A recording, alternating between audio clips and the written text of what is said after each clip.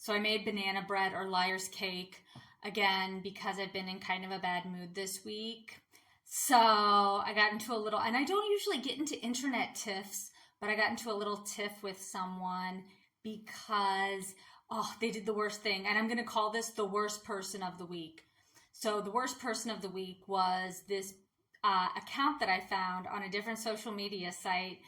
They were posting content that they found online, and it was one of those lazy accounts where they try and market themselves as, oh, I find all of the stuff on the internet for you. Like anyone can scroll through social media and find these incredibly popular posts. Thank you for your saving service.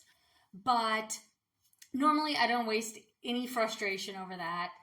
This time though, I found someone who they were posting images from well-known animal social media accounts, like from different charities and animal rights organizations, and they had carefully edited it so that way there were no watermarks. If I wasn't an avid follower of these accounts, I would never have really recognized them, but they were reposting it, and at first I was like, well, that's kind of crappy, but who cares if you have huskies and a pig farm? Who cares?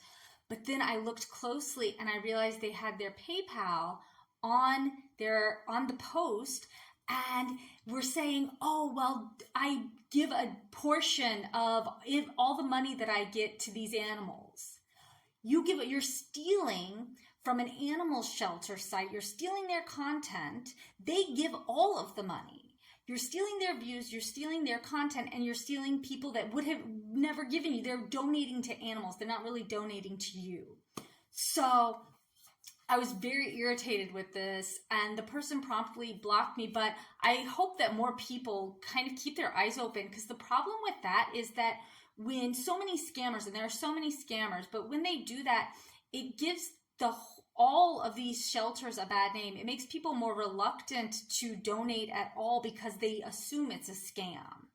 So if you see it, call it out, because that's just a terrible thing to do. So that's my worst person of the week. Now, and in honor of the worst person of the week, I'm going to read a poem that I wrote about another little tiff I got into at the beginning of the summer with one of my neighbors.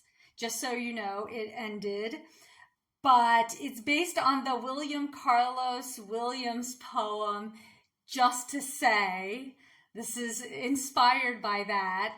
Not nearly as nice. If you haven't read that poem, you should check it out. But this is Just So You Know. Just so you know, the upside-down plastic water bottle, secured with zip ties to the metal pole, the one streaming water to the cheap white bowl below, which is also zip-tied to the Paso Carabile sign in the alleyway, against the stone wall at the end of the road, the one you have removed repeatedly, and I have replaced repeatedly, is mine. It's for the cats. And it will continue to be reconstructed each and every time it vanishes. There are more plastic bottles and cheap bowls where those came from. I also have an infinity supply of zip ties.